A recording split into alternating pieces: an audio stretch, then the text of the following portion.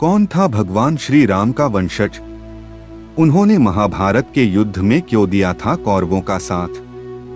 प्रिय दोस्तों, इस कहानी को शुरू करने से पहले मैं आपसे अनुरोध करना चाहूंगा, अगर आपने अभी तक मेरे चैनल को सब्सक्राइब नहीं किया है तो कृपया मेरे चैनल को सब्सक्राइब करें और घंटी वाला बटन दबाएं।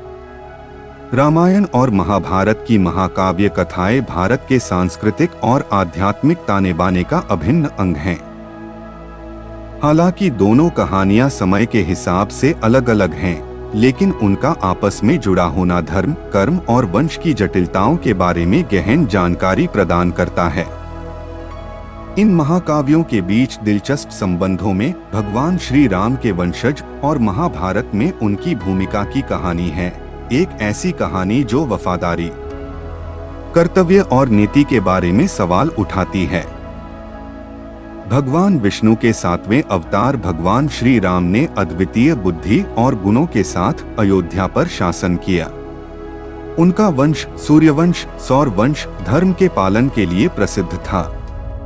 भगवान राम के शासनकाल के बाद उनके बेटों लव और कुश ने उनकी विरासत को आगे बढ़ाया। पीढ़ी दर पीढ़ी सूर्यवंश वंश का विस्तार हुआ, जिससे कई शासक हुए जिन्होंने अपने महान पूर्वजों के मूल्यों को कायम रखा।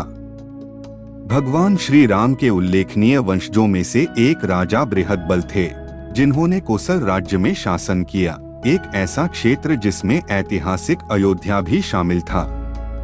राम के वंश के संरक्षक के रूप में बृहदबल को वीरता, धार्मिकता और कर्तव्य के प्रति समर्पण की विरासत मिली।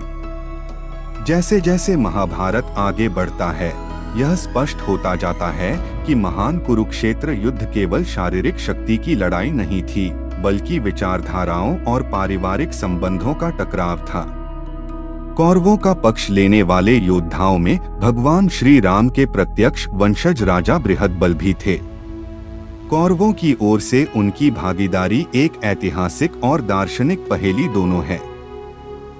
प्राचीन भारत की पदानुक्रमिक और सामंती संरचना में छोटे राज्य अक्सर अधिक शक्तिशाली साम्राज्यों के प्रति निष्ठा रखते थे। कुरुवंश द्वारा शासित हस्तिनापुर महाभारत काल के दौरान एक प्रमुख शक्ति थी। एक जागीरदार राज्य के रूप में कोसल के शासक बृहदबल ने दुर्योधन और कौरवों का समर्थन करने के लिए मजबूर महसूस किया होगा। एक क्षत्रिय योद्धा के लिए योद्धा के कर्तव्य संहिता का पालन करना सर्वोपरि था। एक बार किसी गुट के साथ जुड़ जाने के बाद पक्ष बदलना अपने सम्मान के साथ विश्वासघात माना जाता था। अपने वचनबद्ध गठबंधन के प्रति बृहदबल की प्रतिबद्धता ने संभवतः कौरवों के साथ लड़ने के उनके निर्णय को प्रभावित किया, भले ही इसका मतलब धर्म का विरोध करना हो। महाभारत में धर्म की अस्पष्टताओं पर अक्सर प्रकाश डाला गया है। एक दृष्टिकोण से जो सही लगता है, वह दूसरे दृष्टिकोण से गलत लग सकता है। बृहदबल का चुनाव इन नैतिक दुविधाओं से निपटने के संघर्ष को दर्शाता है। राजा बृहदबल ने कुरुक्षेत्र युद्ध में वीरतापूर्वक युद्ध किया, जिसमें सूर्यवंश वंश की युद्ध कौशल का प्रदर्शन किया। वह द्रोणाचार्य के सैन्य गठन चक्रव्यूह में एक प्रमुख व्यक्ति थे। हालांकि उनका भाग्य तब तय हो गया जब उनका सामना अर्जुन और सुभद्रा के पुत्र अभिमन्यु से हुआ। एक भयंकर युद्ध में अभिमन्यु ने बृहदबल को मार डाला, जिससे भगवान राम की प्रत्यक्ष वंशावली का अंत हो गया। बृहदबल की कहानी भाग्य और स्वतंत्र इच्छा के परस्पर संबंध की याद दिलाती है।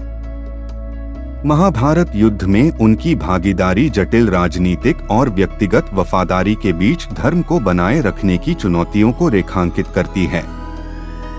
अपने दुखद अंत के बावजूद महाकाव्य में बृहदबल की भूमिका हमें भगवान श्री राम की वंशावली की स्थायी विरासत और भारतीय इतिहास पर इसके प्रभाव की याद दिलाती है। राजा बृहदबल की कहानी दो महान महाकाव्यों रामायण और महाभारत को जोड़ती है। एक ऐसी कथा बुनती है जो जितनी गहरी है उतनी ही विचारोत्तेजक भी है। यह हमें कर्तव्य की प्रकृति, वंश के प्रभाव और धर्म की शाश्वत खोज पर विचार करने के लिए आमंत्रित करती है।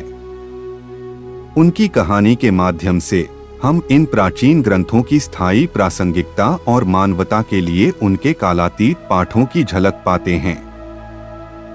तो दोस्तों, अगर आपको यह वीडियो पसंद आया तो कृपया मेरे चैनल को सब्सक्राइब करें और अपने दोस्तों के साथ शेयर करें। धन्यवाद।